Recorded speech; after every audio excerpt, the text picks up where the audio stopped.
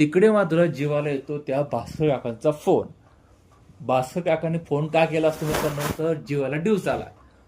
त्याला वाटतं ह्याला आठवण करून देऊ की 6 दिवस राहिले, हा पुन्हा त्याला हातपाय पडेल, माफी मागेल, रिक्वेस्ट करेल.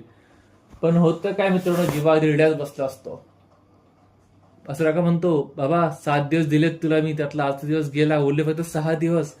6 दिवस असेच निघून जातील बोलता बोलता.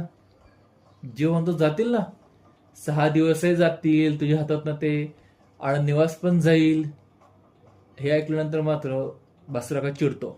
तो जीवा तू काय बोलतो कळतंय का, आणि कुठं आणतो एवढे पैसे, काय चोरीबिरी करणार काय?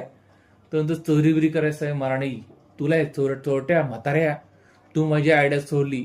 पण मी अशा हजारो आयडिया करू शकतो, काढू शकतो माझ्या डोक्यातनं. तू एक आयडिया तुला दिली मी, तुला भीक म्हणून दिली, भीक, ए भिकाऱ्या म्हाताऱ्या. असं म्हटल्यानंतर तो काका एवढा चिडतो. तो म्हणतो कोणाला भिकार म्हणतो तू?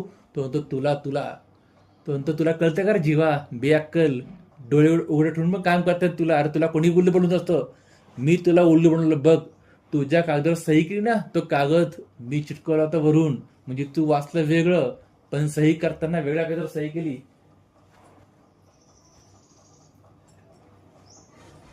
मग जीवाला कळतं की याने आपल्याला फ्रॉड करून फसवलं होतं. तो म्हणतो तुम्हाला फ्रॉड करून फसवलं? तो म्हणतो हो, तुला कोणीही फसू शकतं. मग जीवा अजूनच चिडतो. आता म्हाताऱ्या तू बघ, मी तुझ्या हातातनं जे निवास कसं वापस मिळवतो. तू जसं मला फसवलं ना, अगदी त्याचप्रमाणे तुला फसवतो. ठेव पण म्हाताऱ्या, चिअर्स चिअर्स म्हणतो. त्या म्हातारा कळत नाही याला कसं कळालं आपण दारू पितोय ते.